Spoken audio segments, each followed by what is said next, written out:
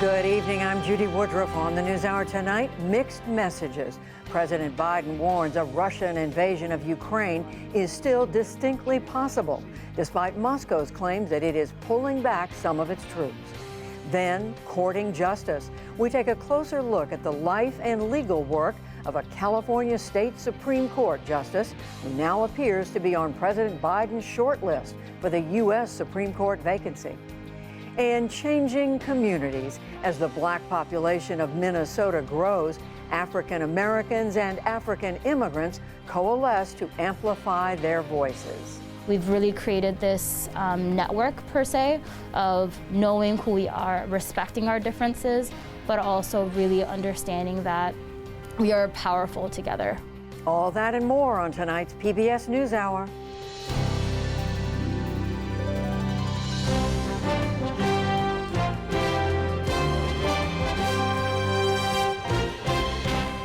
Major funding for the PBS NewsHour has been provided by...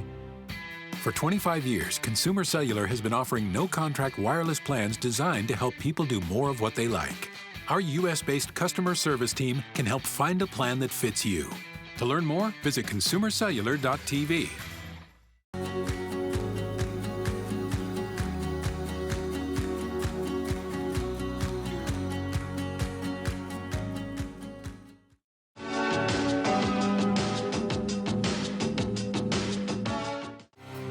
BNSF Railway.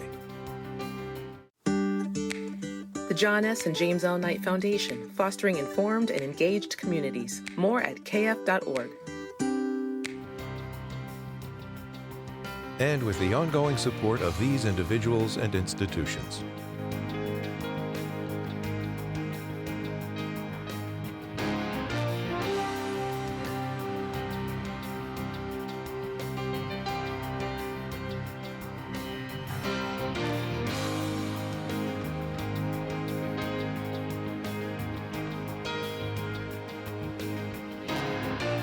This program was made possible by the Corporation for Public Broadcasting and by contributions to your PBS station from viewers like you. Thank you. President Biden has put the nation on notice. A war in Ukraine, even without direct U.S. military involvement, could be expensive for American consumers. This afternoon, the president again appealed to Russia's leadership to pursue the path of diplomacy, and he laid down a stark warning to Moscow not to threaten the U.S. and its allies. He also said that Russia's military has amassed 150,000 troops on Ukraine's border, able to invade at any moment. Nick Schifrin begins our coverage. Today, President Biden laid down a warning to Russia and a rallying cry to America. Let there be no doubt. If Russia commits this breach by invading Ukraine, responsible nations around the world will not hesitate to respond. We do not stand for freedom. Where it is at risk today, will surely pay a steeper price tomorrow. Biden spoke just a few hours after Russian soldiers loaded tanks onto flatbeds for what the Russian military called relocation away from Ukraine's border. Units of the western and southern military districts that have completed their missions will start moving back to their garrisons today. But military analysts say these tanks were already away from the front and it's not clear where they're going. And they represent only a tiny number of the Russian troops deployed all around Ukraine's southern, eastern, and northern borders. President Biden said today those troops could still invade. We have not yet verified the Russian military units are returning to their home bases. Indeed, our analysts indicate that they remain very much in a threatening position. And the fact remains, right now, Russia has more than 150,000 troops encircling Ukraine and Belarus and along Ukraine's border. And for the first time, President Biden warned that any war in Ukraine could increase gas and oil prices in the U.S. To be clear, if Russia decides to invade, that would also have consequences here at home. But the American people understand that defending democracy and liberty is never without cost. But Russian President Vladimir Putin also suggested today while the U.S. and NATO hadn't met Russian demands, diplomacy remained alive. There are some points we are not only ready to discuss, In fact, it was we who suggested our partners discuss them regarding European security, certain weapons systems, missiles, military transparency. President Biden brought up the same issues and urged Putin to follow the diplomatic path. The United States has put on the table concrete ideas to establish a security environment in Europe. We're proposing new arms control measures, new transparency measures, new strategic stability measures. We will not sacrifice basic principles, though. Nations have a right to sovereignty and territorial integrity. They have the freedom to set their own course and choose with whom they will associate.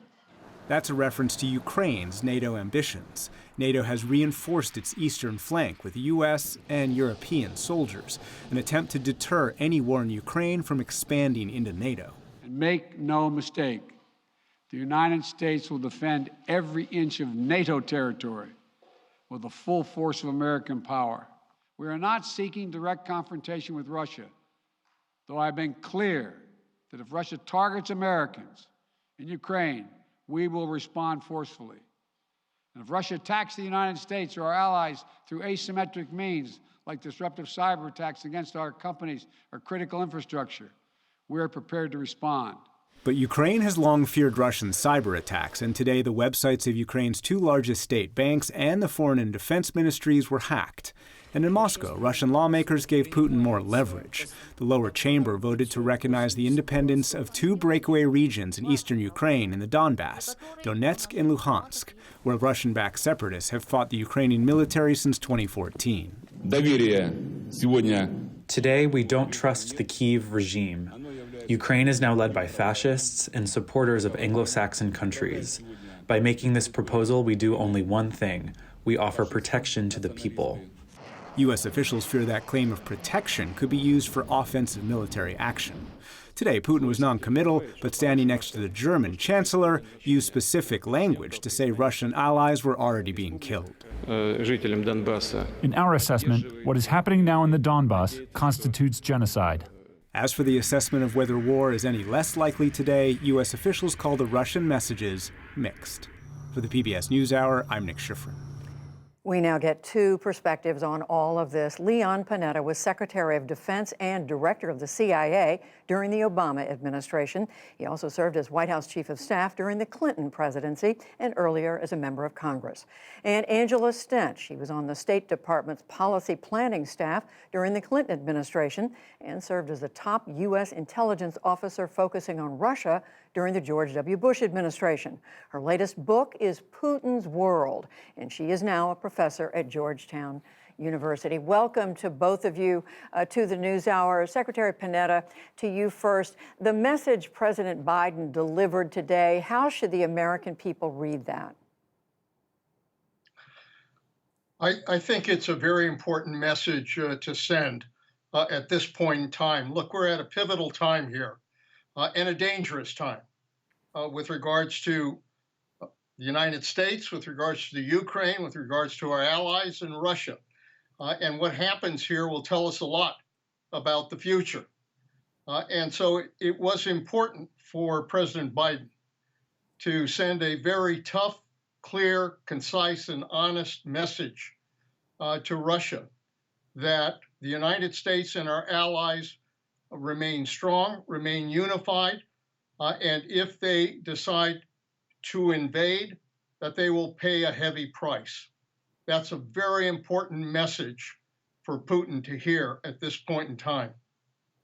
And Secretary Panetta, is it your sense that the president was doubling down on what he has said before? Is he underlining it? I mean, how do you read what came from the president today that's different from what he has said before? Well, I think it's obvious that in dealing with Putin, you have to deal with him from strength.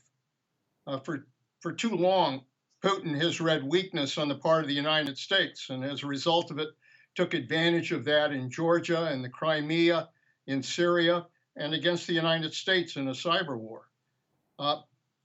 What's happening today is that the United States and our allies are drawing a line that makes very clear to Russia that if they decide to invade, they will pay a very heavy price. That's a very important line to set with Putin. And I think because of that, I think we have, in many ways, disrupted his strategy. He likes to operate in the dark, and now he has to operate in the open. And that makes it much more difficult for him to have his way. Angela Stent, having studied Vladimir Putin for as long as you have, how do you believe he will receive this message that the West is drawing this line, that the U.S. is serious, that it is not going to meet aggression by just sitting back? Well, I think President Biden today reiterated a message that he has already sent to President Putin. You know, on the one hand, we have all been responding to Putin's agenda since he presented these two treaties in December and demanded concessions on NATO enlargement, NATO withdrawing to where it was in 1997. So in that sense, he can sit there and see us running around responding. But I think he has inadvertently united the alliance in a way that it hasn't been united for many years. It's really heartening to see NATO unity on all of this. And even on the question of sanctions, where there are some differences with Europe, we're pretty united in a tough response. So I think that may have caused him to think twice about what he wants to do, although there are some people who argue that he never really meant to invade anyway, and that he did this in order to get us to the negotiating table. We're only going to know that in a week and a few days' time. But so your interpretation is that this message coming from President Biden, coming from NATO, may have Vladimir Putin rethinking what he's going to do? Well, it may also make him realize that there are real negotiations on offer. I mean, today when he was speaking, he sounded as if he took that very seriously, and that he may feel that he can now get more concessions, even though he may not get what he wants in terms of NATO making guarantees never to enlarge. So he may now think that this puts him in a bargaining position that could be advantageous for Russia as well. Back to you, Secretary Panetta, Leon Panetta, in terms of drawing a line, we've seen the United States draw lines before that then it was not prepared to back up. How much does it matter that the West fulfills what it says now will be the consequences if Putin and the Russians move further aggressively into Ukraine? It's absolutely essential that when the United States and now with our NATO allies have drawn a line, that they stick to that line and implement what they say they're going to do. And I don't have any question right now that both the United States and our allies will implement very tough economic sanctions that will have an impact on Russia and its economy. They've already taken steps to provide defensive weapons to reinforce our NATO position with our forces and to continue to support the Ukraine with training and other assistance at this moment in time. So I think we have shown that we are going to stick to what we're saying, and that's a very important signal to send not just to Russia, very frankly, but to China and to our other adversaries. And to Angela Stent, is this a message that Vladimir Putin is likely to be intimidated by? I mean, how much punishment is he prepared to take? I don't think he's going to be intimidated by this. I mean, the Russians, I think, have already factored in the sanctions. They may not realize the full repercussions of them, but they do have over $600 billion in hard currency reserves. They have China who will back them up, even though I think China would prefer that there not be an invasion. I don't think he's intimidated by that. And I do believe, what kind of sanctions are imposed if there is a military incursion will depend on what kind of military incursion it is. And if it is more limited just into the area where you already have Russian forces in the Donbass, I do not think you will get the same robust reaction from all of our allies. If it's an all-out assault on Kiev, then I think you would. And to Secretary Panetta, some people are looking at what's going on right now and have the sense that Vladimir Putin is holding the West by a string, that he's threatening one thing, not moving, saying, I'll do this, I'll do it, leaving everyone guessing How much can the West afford to frankly, to have that situation go on? Well, that's right out of Putin's playbook. That's what he's been doing for years. He is KGB, and he operates pretty much as a former KGB agent, which is to basically assume that everybody's after him, and that what he's going to do is try to undermine the United States and our allies. That's where he's coming from. Look, we're not going to change Putin. We passed that point a long time ago. But when you're dealing with a bully, it's very important in dealing with a bully to make clear that he can't have his way. And I think if we can do that, that perhaps we might open up a period here where Russia and the United States and our allies can, in fact, negotiate some real important steps related to security, both for Russia and for the United States. And Angela Stent, finally, how possible do you think that is, knowing, having studied Putin as much as you have? So I think that it is possible that we could sit down with the Russians and talk about more general security issues, arms control, and things like that. But I do think we should also recognize this is going to be a long, drawn-out process. If there is no invasion this week or next week, it doesn't mean that the problem is over. The Russians can continue to intimidate Ukraine, to make demands, and to move their troops back and forth. So we're talking about a much longer-term discussion about what European and Euro-Atlantic security architecture look like over the next decades. And that will take a lot of grit and attention to it, and we won't be able to be distracted from it, or we shouldn't be. Well, it certainly has our attention right now, and when it looks like it will continue, certainly for the near future. And we thank both of you for joining us tonight. Angela Stent, Secretary Leon Panetta, thank you. Yeah, thank you.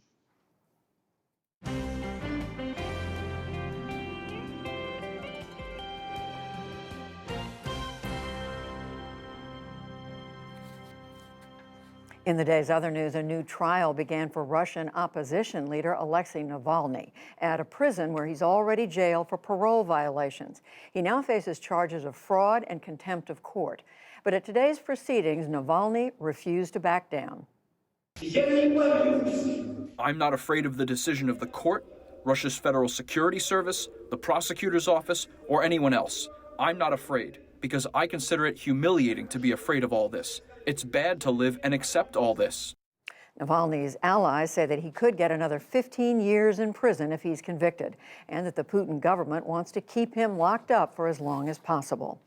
The families of 9 victims in the Sandy Hook school shooting agreed today to settle with gun manufacturer Remington Arms for $73 million. The company made the rifle used to kill 20 first graders and 6 teachers in Newtown, Connecticut in 2012. The family sued over the weapon's marketing. We'll take a closer look later in the program. Britain's Prince Andrew will settle a sexual abuse lawsuit filed by an American woman, Virginia Giuffre.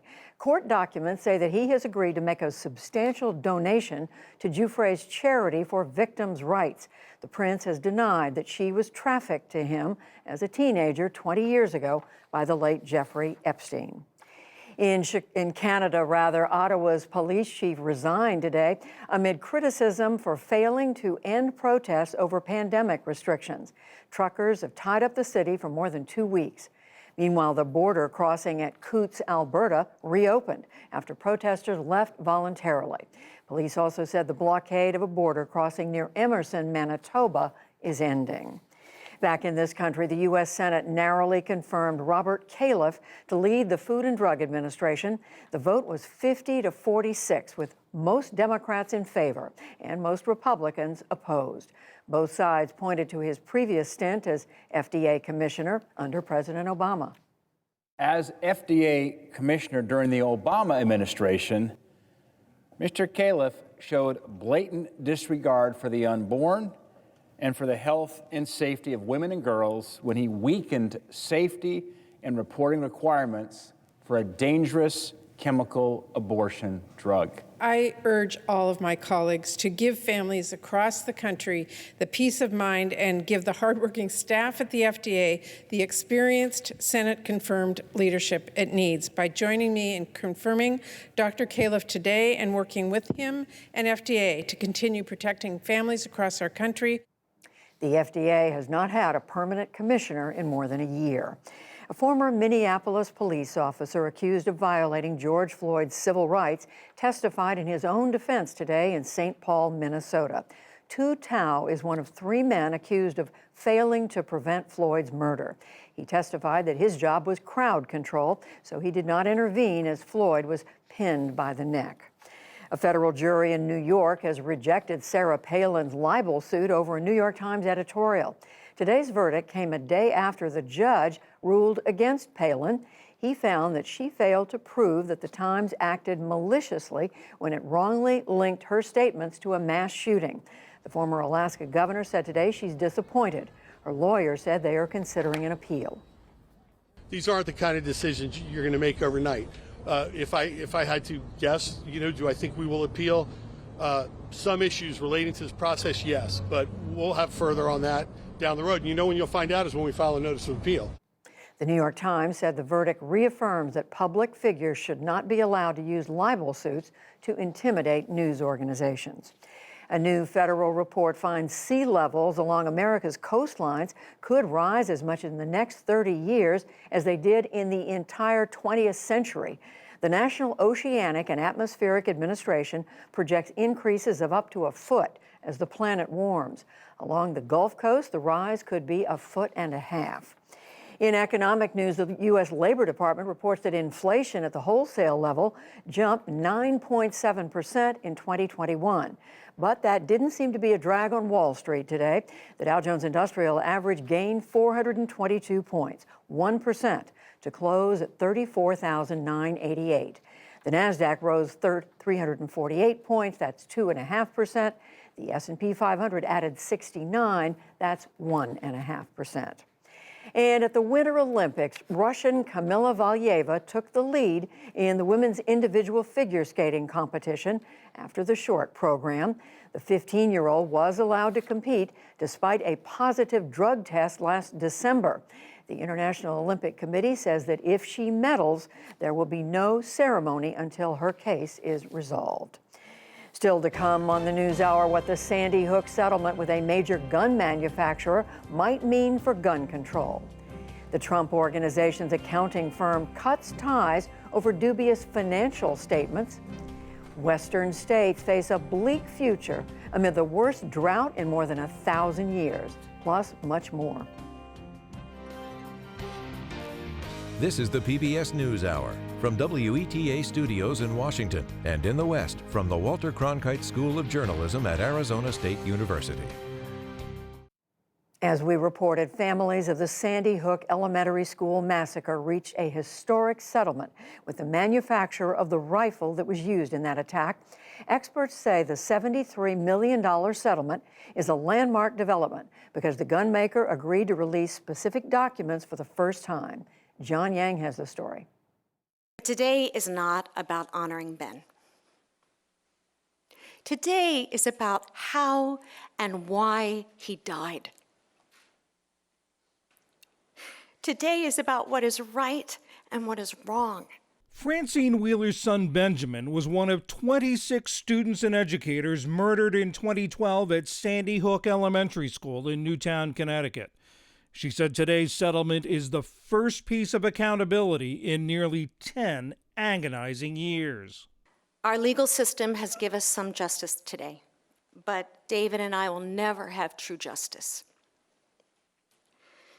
True justice would be our 15-year-old healthy and standing next to us right now.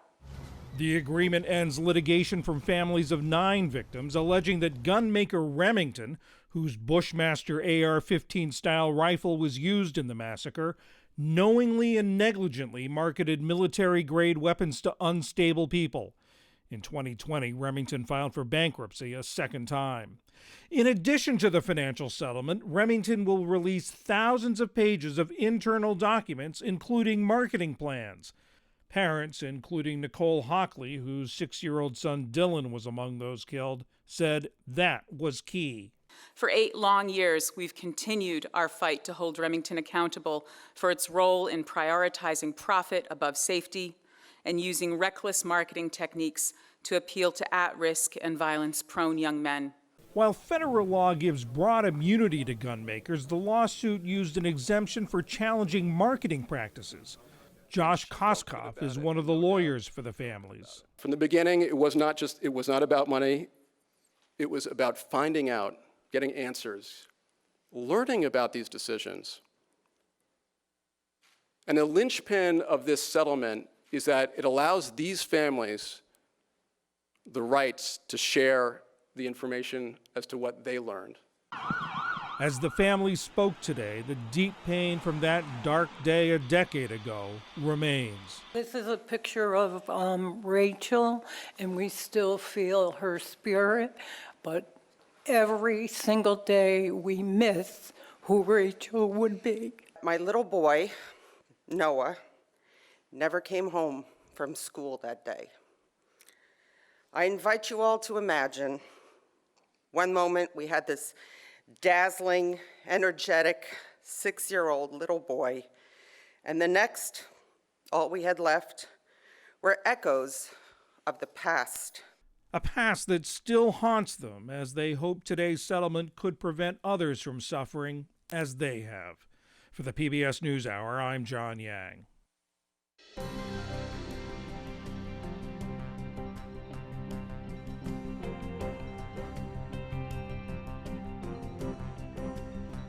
The longtime accounting firm of former President Donald Trump has cut ties with him, saying it could no longer stand by a decade of financial statements they prepared for the Trump Organization. Lisa Desjardins has more. The accounting firm, Mazars, told the Trump Organization in a letter that financial statements from 2011 to 2020 should, quote, no longer be relied upon, and said the company should inform others the documents are not reliable. This news comes amid ongoing criminal and civil investigations into the former president's financial assets. Andrea Bernstein is an investigative reporter and author of American Oligarchs, The Kushners, The Trumps, and the Marriage of Money and Power. She has long reported on Trump's finances for NPR and joins me now. Andrea, okay, translate this for us. What exactly is this accounting firm saying in their accounting language, and how significant is this in their long history with President Trump and his Trump Organization? It is significant, and it's significant because Donald Trump is no stranger to accusations of financial fraud. There have been congressional investigations, there have been previous investigations, there was an indictment last June by the Manhattan District Attorney, and his accountants have stood by him. And we learned yesterday, due to a court filing, that they are no longer standing by him, that they say they have an irreconcilable conflict of interest, and that they cannot stand behind almost a decade's worth of financial statement. That's a big deal. Millions of dollars in loan decisions and other decisions were made in part on the basis of those statements. And now the accountant says they can't be considered reliable, and you need to tell everybody who's seen them that same fact. What does this mean for the multiple investigations facing both the former president and his organization, all of which center around financial fraud? Do we know what this means? Well, not exactly, but it is a sort of a signal flare. What it tells us is that, and we do know that members of this accounting firm, Mazars, have been pressed for information, documents. There's been some testimony before a criminal grand jury. And so it suggests a couple of things. It suggests that they're under a great deal of pressure.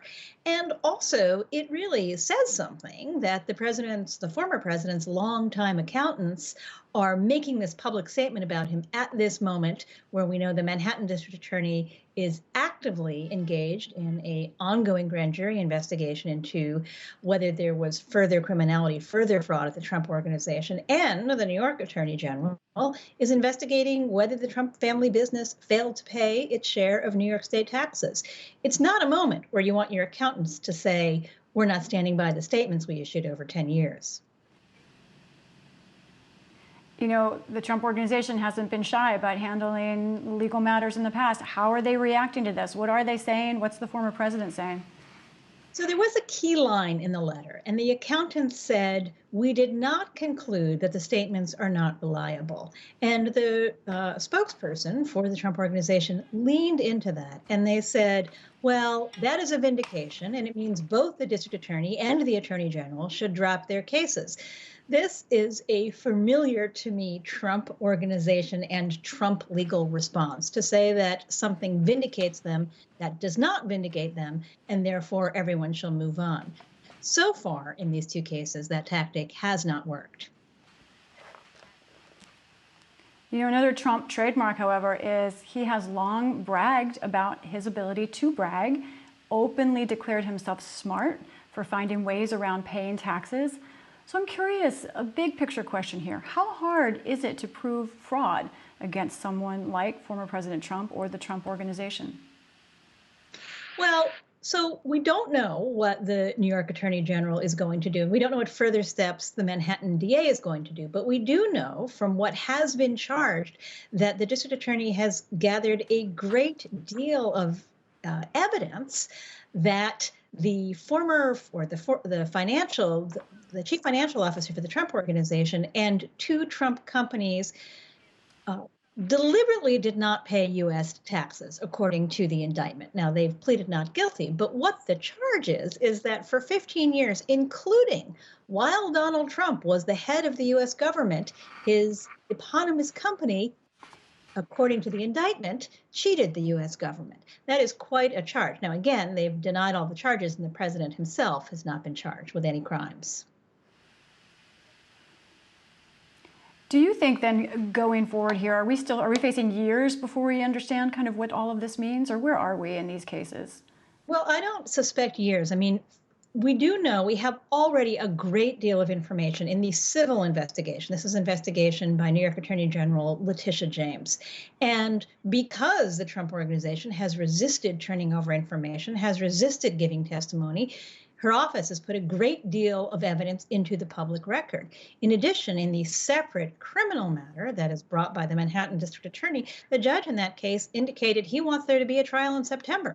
So what we could see is the specter of the chief financial officer of the Trump Organization and the former president's companies being on trial for criminal fraud, just as we are turning into the 2022 midterm election season. No shortage of fascinating drama in the business world surrounding former President Trump. Andrea Bernstein, thank you so much for joining us. Thank you so much.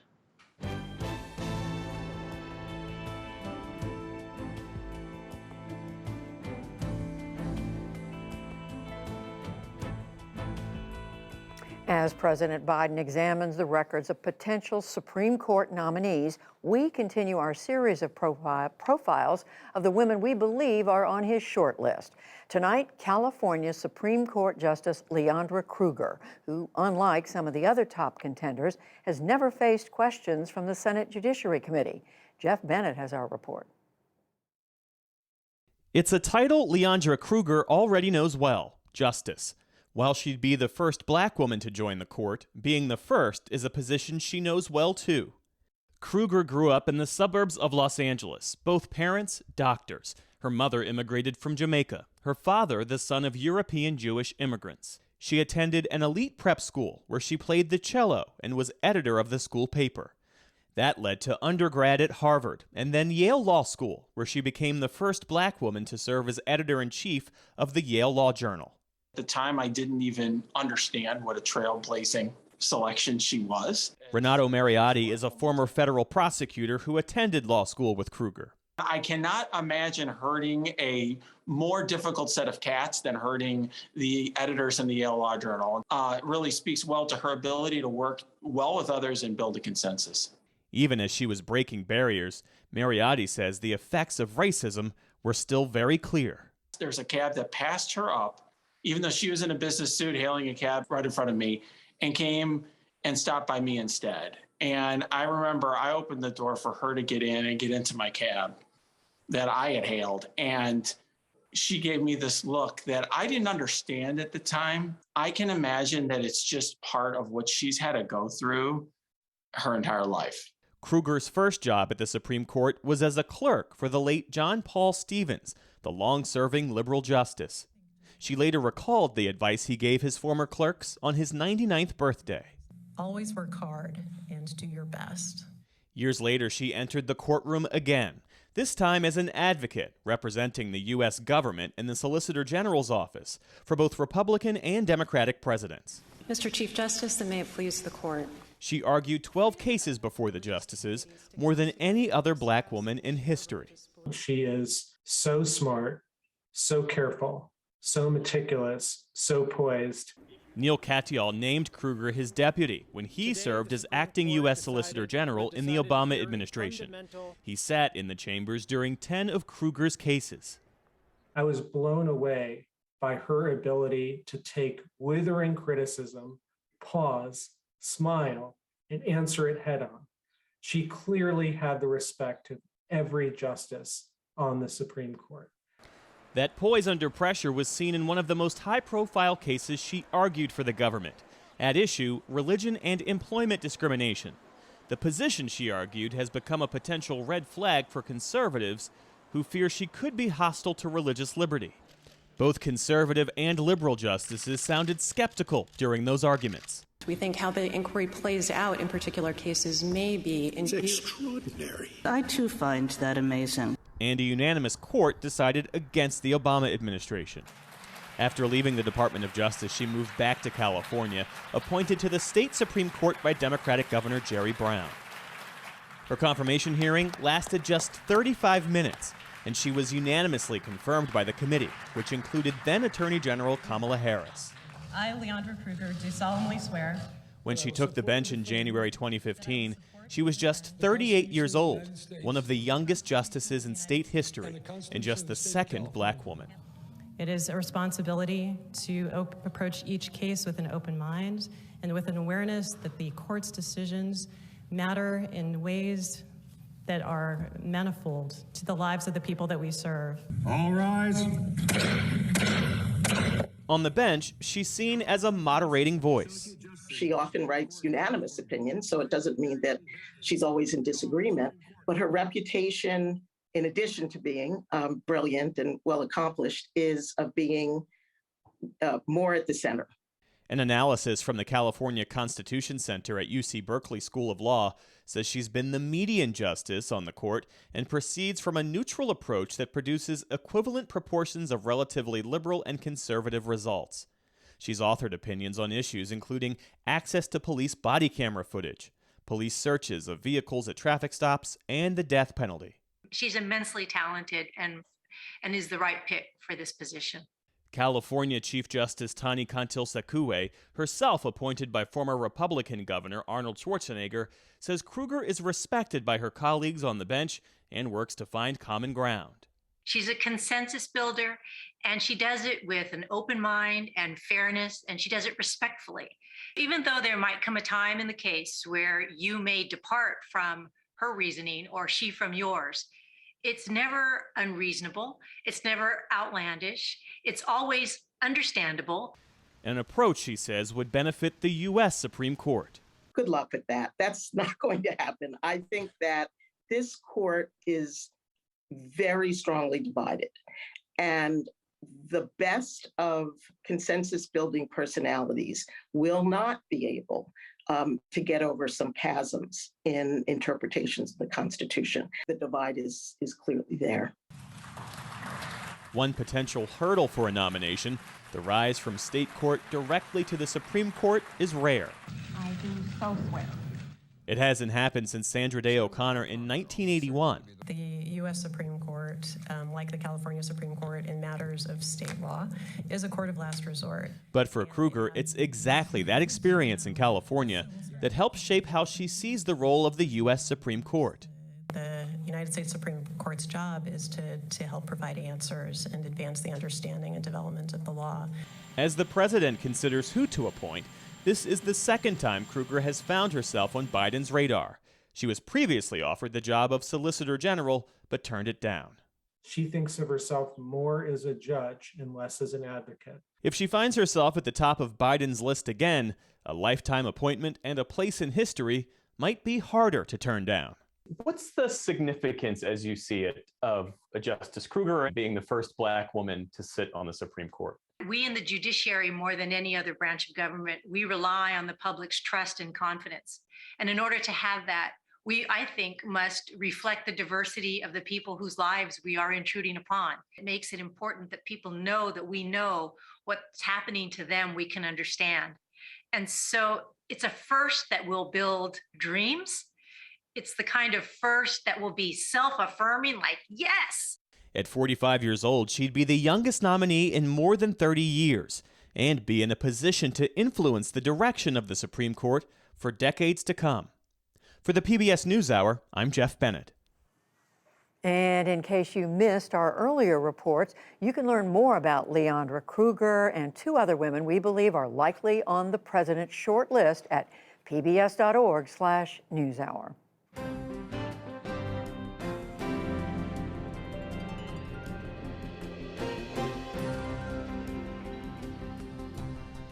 The so-called mega drought that is afflicting the American West is the worst in 1,200 years. That's according to a study published yesterday. It has dried up water supplies, threatened ranchers, and fueled wildfires. William Brangham explains more. That's right, Judy. Last summer, two of the largest reservoirs in North America, Lake Mead and Lake Powell, reached their lowest ever recorded levels. Mega droughts have come and gone in the past, but this current one, now 22 years long, is being driven largely by human-caused climate change.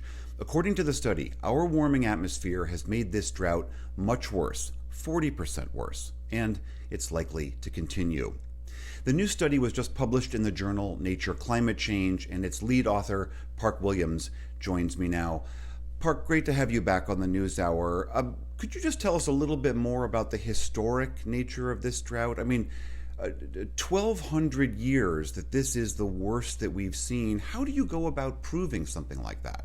Well, in the early 1900s, tree ring scientists in Arizona discovered that tree rings actually correspond to drought in the southwestern United States. And in fact, after more work was done across most of Western North America, trees are very sensitive to drought. And so the widths of their annual tree rings that grow within the tree trunks actually corresponds almost perfectly to the amount of water that the trees had available to them. From that research, the scientists realized that back in the medieval period, between about 800 and 1600 AD, there were repeated major drought events that they termed mega droughts. We used the tree ring records along with climate observations to try and tell how bad has the drought of the 2000s been relative to these mega droughts of the medieval period. So how is it when you say that climate change is making this particular mega drought that we're in significantly worse, how do you go about proving that part of it? Well, we do an analysis called a counterfactual analysis, where we basically study the world without climate change. And the way that we do that is we use climate models to tell us what the human-caused climate change has been over the last century, and then we recalculate what the climate records would have been without those human-caused climate trends. We can then calculate what the soil moisture balance would have been like in this counterfactual world where climate change never occurred. So if you took out humanity's impact on the atmosphere, all the gases that we have put up there in the last several hundred years, would we still be experiencing out west a significantly dry period? It would be a significantly dry period even without human-caused climate change because of just regular old bad luck. The tropical Pacific Ocean has been in a cold state for a lot of the last 22 years. That means kind of La Nina-like, and that usually means drought for the West. But those La Nina conditions have not been really extreme. And so we show that of the drought that was observed, about 40% of that drought's severity is explained by human-caused climate change. One other thing that I'm struck by in your report is that even when the West gets significant snow or rain, that because of the warming atmosphere and the warmed earth, that water, each drop of rain, each snowflake is not as effective as it used to be. Can you explain that? Sure. We're all familiar with this concept, actually. If we have house plants, if you turn up the heater in your house and you don't give your plants more water, then they're gonna dry out faster. The same thing happens in the real world. Global warming is like turning on the heater in the atmosphere. The atmosphere's demand for moisture actually increases, and so plants and soil lose moisture more quickly in a warmer world than they would in a cooler world. So for people who say, well, you know, December and January in California, they got a ton of rain, they got a ton of snow. That ton of rain and ton of snow just didn't do as much to replenish the aquifers and the entire landscape. The West has really been experiencing dry conditions for the vast majority of the last 22 years. Of the last 22, 18 have been drier than average, just 4 have been wetter than average. And so we might have a wet month or even a wet year, but it's going to take a sequence of several really wet years to make up for the giant water deficit that's accumulated over the last couple decades.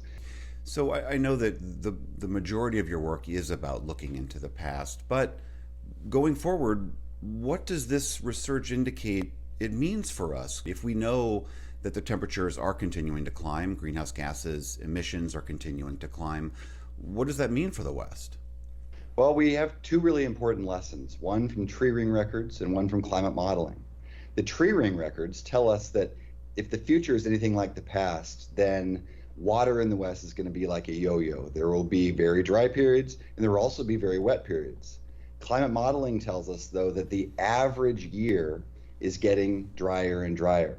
Now, no year actually matches the average, but the yo-yo going up and down is going to be slowly sliding down an escalator toward drying conditions, and that means that future droughts will be increasingly likely to be worse than ones we've experienced in the past.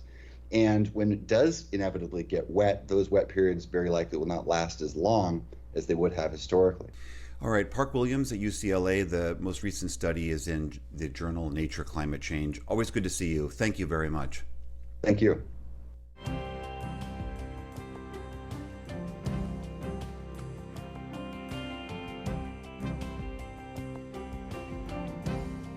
Three high-profile police killings of black men in the past 2 years have led to ongoing conversations about racial justice in Minnesota. There's also been noticeable solidarity between the state's African American and African immigrant populations. Special correspondent Fred DeSam Lazaro reports. Assalamu alaikum. Korsha Hassan's second-grade classroom at Echo Park Elementary is a diverse tapestry. Students whose families are Native American, Nigerian, Mexican, Pakistani. The school, located in the Twin Cities suburb of Burnsville, is less than 40% white. Jackson, how would you describe the word culture? Today's lesson is about honoring that diversity. Am I American too? Yeah, I'm American too. It's the kind of exercise that was rare for much of Hassan's own upbringing as the daughter of Somali immigrants going to school in suburban Columbus, Ohio. The students didn't look like me, my teachers didn't look like me. I was hyper visible. And so what I wanted from my teachers were for them to be affirming and caring and loving, and I hardly found that in my school experience. If you hear something that is racist or that doesn't make sense, you can interrupt it. You can say, hey, stop, that's not okay, right? Hassan learned to embrace her dual identity as both Somali and black, something she's trying to instill in her students with similar backgrounds. Historically, she notes, there's been tension between African immigrants and African Americans. We've really created this network, per se, of knowing who we are, respecting our differences, but also really understanding that we are powerful together. Minnesota remains predominantly white, but its non-white population has grown over the past 3 decades. It's about 24% today. Blacks have been a large part of that growth, including substantial immigration and refugee resettlement from across the African continent. And they've become far more engaged in politics and civic activism. In 2020, Esther Agbaje became the first Nigerian American elected to the Minnesota House of Representatives. A Harvard Law School graduate, her work in the legislature has largely centered on issues of racial and social justice, particularly housing. This is a state that has worked on that ethos of what works best for white middle-class people, rather than thinking about what about everyone else we're leaving behind if that's the only subset we're thinking about. Agbaje's parents moved to Minnesota from Nigeria and experienced America not only as foreigners, but also as people of color.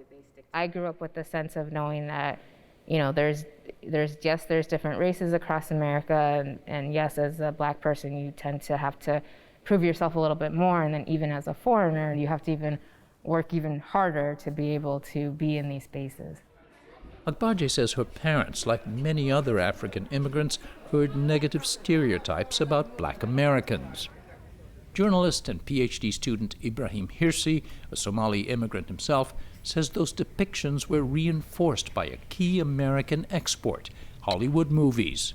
Sometimes they don't want to work, they're lazy people. Sometimes majority of them are criminals or drug dealers. They live in neighborhoods that are very dangerous, and you should not be going around them. But the negative stereotyping went both ways. I grew up watching Tarzan, and Tarzan showed me a white guy going through the jungle of Africa with Africans who didn't look like they were very sophisticated. James Burrows has worked on diversity and equity issues in Minnesota for decades. He's now with the Children's Minnesota Health System. Witnesses say it was an all-out melee. In 2013, he was working for Minneapolis Public Schools when a brawl erupted at a local high school. Some students had escalated a food fight into a physical altercation. There were a large number of African students, mostly Somali students, and a large number of African American students who seemed to be on opposite sides of the fight or altercation. And at that time, we realized that we probably need to do something differently. Burrows had frequent and public meetings with Somali leaders and community members.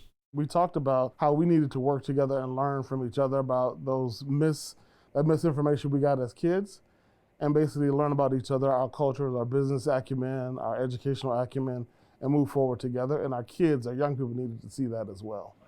With time, Ibrahim Hirsi says youth whose parents came from Africa began to forge their own identity. Young people are saying, maybe we are Africans, right? We come from these different spaces, but at the end of the day, there are no differences between us and African Americans. When people of color, and especially Black people, face the police, it doesn't matter what country you may have come from. They're not checking for your last name, they're not checking for your accent, they just see black skin. So when Minneapolis police killed George Floyd in May of 2020, you saw folks with hijabs on in the march. You saw folks that were Liberian in the George Floyd march. You saw folks from Kenya in the George Floyd march. You saw lots of white people in the George Floyd march. So it brought people together to say, I don't want this happening to me or occurring in the future. Teacher Korsha Hassan went to the protests too, and Floyd's killing had an impact on her mother, who was raised in Somalia and paid relatively little attention to issues of race. My mom watched the video and was just in tears, primarily because of how George Floyd was calling out to his mother. That really tugged at her heartstrings. And it was just a moment of realizing that students, kids, children are ready for these conversations, and they need places and spaces to unpack them. And if we disregard their feelings and how they're processing information, we are doing them a huge disservice. Hassan won the Minnesota Teacher of the Year award in 2020. Receiving that title validated who I was and how I connect with students, with all students, not just Somali students or Black or brown, and how I uplift and affirm their voices. And those voices are now being amplified at the state capitol by people like Esther Agbaje. saying that, there's only one piece of the pie that we're allowed as Black people, and so then we have to fight amongst ourselves with that piece. And it's like, no, there's a whole pie. We all can get a slice. We all deserve that slice.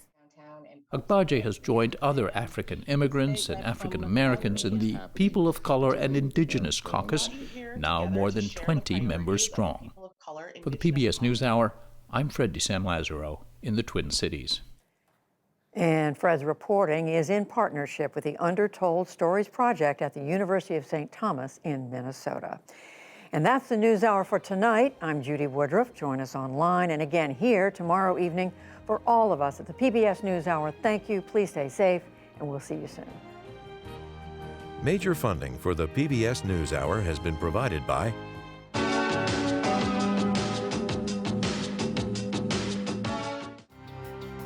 Consumer Cellular,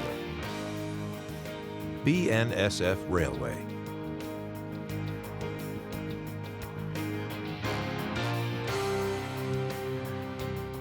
Carnegie Corporation of New York, supporting innovations in education, democratic engagement, and the advancement of international peace and security at carnegie.org. The Target Foundation, committed to advancing racial equity and creating the change required to shift systems and accelerate equitable economic opportunity. And with the ongoing support of these institutions.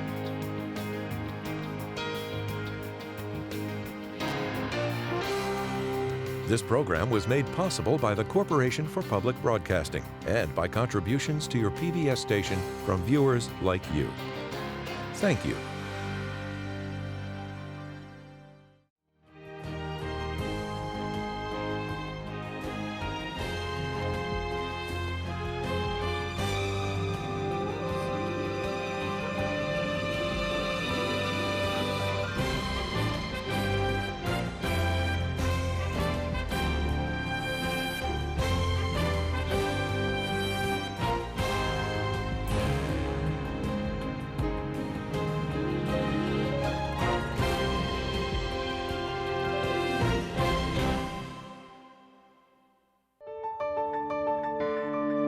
You're watching PBS.